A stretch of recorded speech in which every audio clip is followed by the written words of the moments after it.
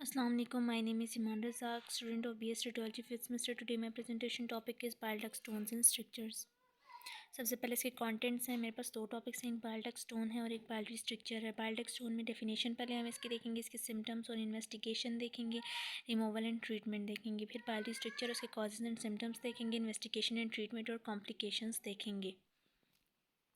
सबसे पहले definition of bile duct है कि बाइल डक्ट क्या होती है। बाइल डक्ट एक सीरीज़ ऑफ थिन ट्यूब, एक थिन ट्यूब है जो लिवर से स्मॉल इंटेस्टाइन तक एक्सटेंड करती है, जैसे कि इस पिक्चर में भी दिखाया हुआ है। लिवर से स्मॉल इंटेस्टाइन तक कॉमन बाइल डक्ट जो है वो एक्सटेंड कर रही है। इसके अलावा सिस्टिक डक्ट भी है, पैंक्रियाटिक डक्ट भी है, लेकिन हमारा मेजर जो फोकस है वो कॉमन बाइल डक्ट और उसकी स्टोन्स पर है।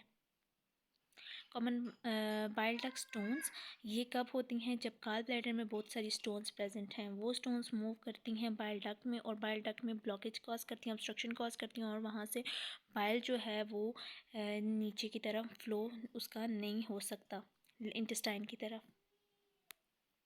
अब इसके सिम्टम्स है। सिम्टम्स में सिवियर एब्डोमिनल पेन है, नोज़िया है, वॉमिटिंग है, फीवर, जॉन्डिस। जॉन्डिस जो है yellow colouration of eyes and skin है। एब्डोमिनल पेन जो है कहाँ पर होता है? राइट अपर एब्डोमेन में होता है। फीवर होता है, जॉन्डिस होता है, लॉस ऑफ एपिटाइट की पिक्चर्स में भी दिखाया हुआ है। नोज़िया एंड वॉमिटिंग है और clay light coloured stools present होते हैं। अब इन्वेस्टिगेशन में अल्ट्रासाउंड है, सीटी स्कैन है और MRCP stand for magnetic resonance cholangiopancreatography. ये कैसा प्रोसीजर है? रेडियोलॉजिकल प्रोसीजर है ये, जिसके थ्रू हम जो बाइल डक्ट स्टोन्स हैं उनको देख सकते हैं। अब ये अल्ट्रासाउंड की पिक्चर है जिसमें डायलेटेड बाइल डक्ट्स दिखाई हुई हैं और उसमें स्टोन्स प्रेजेंट हैं। अब removal of bile duct stones क्या है? ये रिमूव हम कर सकते हैं एक सर्जिकल प्रोसीजर के थ्रू, जिसको कॉमन बाइल एक्सप्लोरेशन बोलते हैं। कॉमन बाइल एक्सप्लोरेशन क्या होती है? ये वो प्रोसीजर है जिससे हम कोई भी स्टोन है जो ब्लॉक कर रही है बाइल के फ्लो को लिवर और गॉल ब्लैडर से इंटेस्टाइन की तरफ, तो उसको देखने के लिए जो प्रोसीजर परफॉर्म करते हैं वो कॉमन बाइल डक्ट एक्सप्लोरेशन है। और ये प्रोसीजर जो है जनरल एनेस्थीसिया देकर परफॉर्म किया जाता है। ये प्रोसीजर लेप्रोस्कोपिकली भी किया जाता है और कोलिसिस्टेक्टमी के थ्रू भी किया जाता है। कोलिसिस्टेक्टमी क्या है? गॉल ब्लैडर को इसमें रिमूव कर दिया जाता है, जैसे कि इस पिक्चर में भी दिखाया हुआ है कि गॉल ब्लैडर जो है एक पिक्चर में है और कोलिसिस्टेक्टमी जब हुई तो जो गॉल ब्लैडर है उसको रिमूव कर दिया।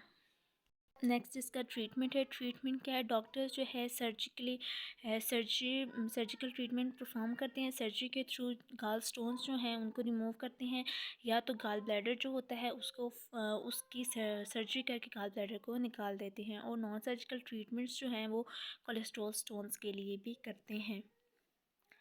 अब ये एक इमेज है जिसमें दिखाया हुआ है कि गॉल ब्लैडर जो है उसमें स्टोन्स प्रेजेंट हैं और वो कॉमन बाइल डक्ट में उसका फ़्लो हो रहा है, वो मूव कर रही हैं, फ़्लो नहीं मूव कर रही हैं और उसकी मूवमेंट जो है वो ऑब्स्ट्रक्शन कॉज कर रही है कॉमन बाइल डक्ट में, और जो इसकी ब्लॉकेज है उसकी वजह से पेन और जॉन्डिस कॉज हो रहा है।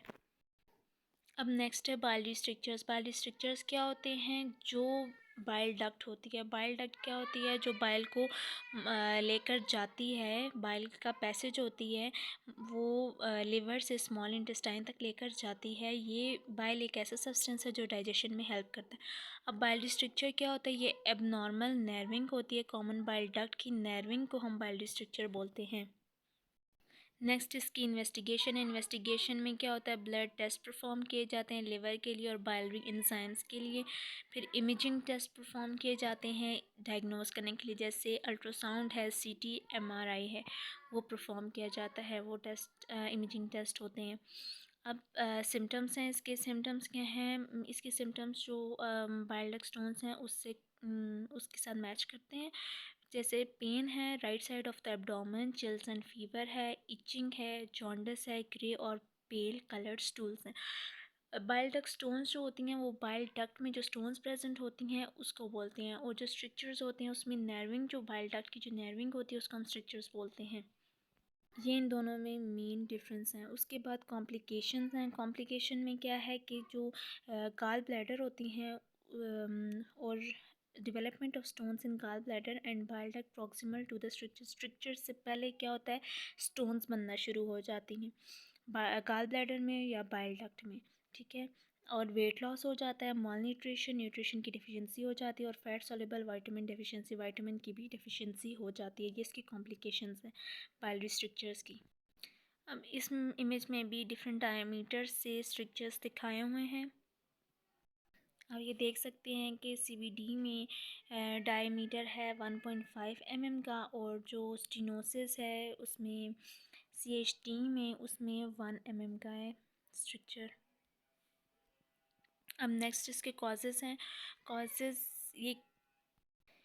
ये किन वजूहात से बाइल स्ट्रक्चर्स होते हैं, ये किस वजह से होता है कि ड्यूरिंग सर्जरी अगर हम गाल ब्लैडर को हमने डॉक्टर्स गाल ब्लैडर को जब रिमूव करते हैं तो उसके दौरान कोई भी अगर इंजरी होती है, बाइल डक्ट को कोई इंजरी होती है, तो उससे बाइल स्ट्रक्चर्स कॉज होते हैं।